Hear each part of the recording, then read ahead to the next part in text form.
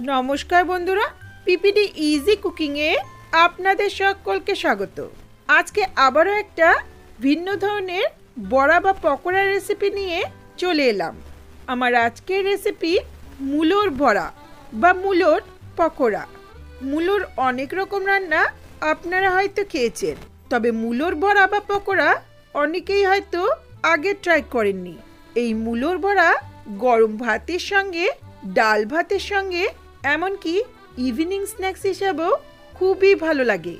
আমার মনে হয় যারা মূলো খেতে পছন্দ করেন না তারাও এই বড়াটা মজা করে খাবে। খুব সহজ, ঝটপট হয়ে যাওয়ার মতো একটি রান্না।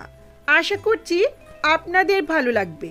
ভালো লাগলে লাইক, কমেন্ট, শেয়ার করবেন আর চ্যানেলটাকে সাবস্ক্রাইব করে পাশে থাকবেন। রেসিপিটা শুরু করি।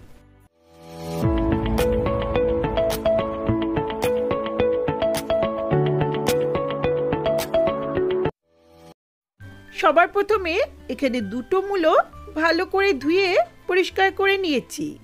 এখানে লাল মূলো বা সাদা মূলো যে কোনো মূলো নিলেই হবে। মূলোগুলোর এই ডাঁটি আর নিচের অংশটা কেটে নিচ্ছি। এখন এই মূলোগুলোর খোসাটা ছাড়িয়ে নেব।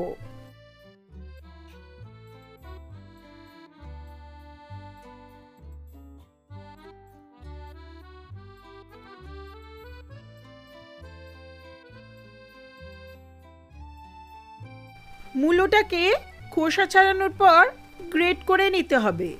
এটা গ্রেট করার সুবিধার জন্য দুভাগ করে কেটে নিচ্ছি। এখন এটা এই ধরনের বড় ফুটোর গ্রেটারে গ্রেট করে নেব। অবশ্যই চেষ্টা করবেন এই ধরনের বড় ছিদ্রযুক্ত গ্রেটারেই গ্রেট করে নিতে, এতে পকোড়াটা বেশি ভালো হয়।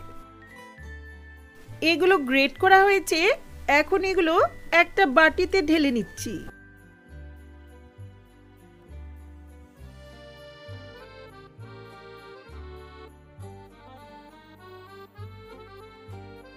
এতে দিচ্ছি হাফ টিস্পুন কালো জিরে। মূলোর সঙ্গে কালো জিরের ফ্লেভারটা খুবই ভালো লাগে। দিচ্ছি স্বাদ মতো লবণ আর হাফ টিস্পুনের মতো হলুদ গুঁড়ো। এখানে বেশ কয়েকটা কাঁচা লঙ্কা কুচি আর এক মুঠো ধনেপাতা কুচি। ঝালটা অবশ্যই নিজেদের পছন্দ মতো দেবেন। মূলোর সঙ্গে ধনেপাতার ফ্লেভারটাও বেশ ভালো লাগে। এখন এতে বাইন্ডিং এর জন্য দিচ্ছি হাফ কাপ বেসন। বড়াটা যাতে বেশ মুচমুচে হয় তার জন্য দিচ্ছি 1/4 কাপ মিহি চালের গুঁড়ো।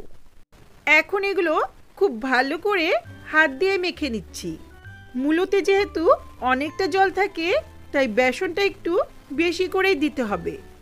যদি প্রয়োজন মনে হয় তাহলে আরও একটু বেসন দেওয়া যেতে পারে। এটা রেডি হয়েছে। এখন যাচ্ছি পকোড়াটা ভাজতে। গ্যাসে একটা কড়াই বসিয়ে 150 থেকে 200 ml মতো সর্ষের তেল ভালো করে গরম করে নিচ্ছি। মূলোর সঙ্গে সর্ষের তেলের ফ্লেভারটাই বেশি ভালো লাগে, তবে সাদা তেলেও পকোড়াটা ভাজা যায়।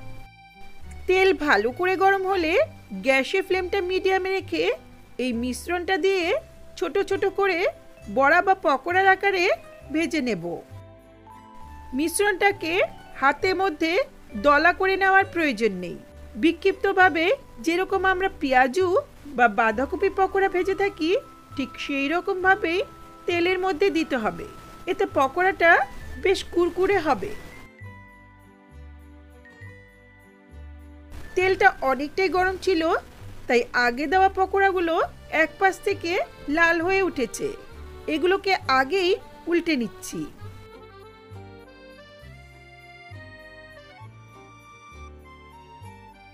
পকোড়াগুলো এক পাশে লাল হয়ে উঠলে এখন উল্টে নিয়ে অপর পাশটাও লো মিডিয়াম ফ্লেমে হালকা লাল করে ভাজবো। ভেতর থেকে পকোড়াটাকে মুচমুচে আর কুরকুরে বানানোর জন্য একটু সময় নিয়ে লো মিডিয়াম ফ্লেমে ভাজতে হবে। বেশি হাই ফ্লেমে ভাজতে গেলে পকোড়া উপর থেকে পড়ে যাবে, ভেতরটা নরম থেকে যাবে। এগুলো ভাজা হয়েছে, এখন তুলে নিচ্ছি।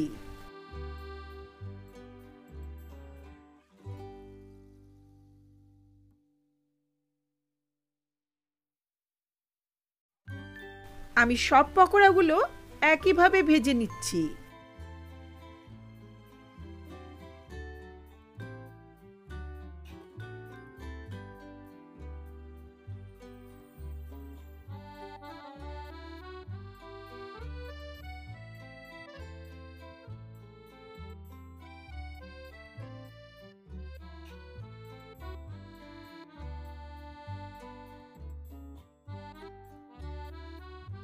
সবগুলো রেডি হয়েছে।